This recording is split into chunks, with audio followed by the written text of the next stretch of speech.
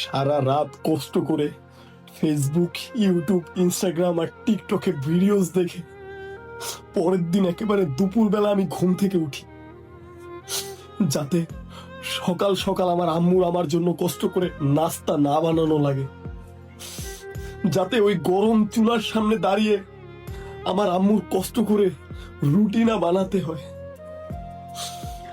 যাতে আমার বাবার আমার যে খাবারের 3 বেলার বোঝা ওটা 2 বেলায় নেমে আসে, আমার বাবার উপর থেকে যেন আমার খাবারের 1 বেলার বোঝা কমে যায়।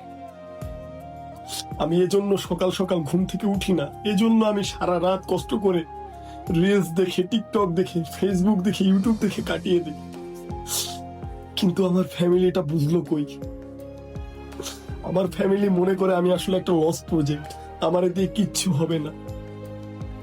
তারা সবসময় বলে আমি ভবিষ্যৎ নিয়ে কিভাবে ভাববো, কি ভাববো, অথচ অথচ আমি ভবিষ্যৎ নিয়ে এখনই ভাবা শুরু করে দিয়েছি। বুঝলো না, তারা বুঝলো না।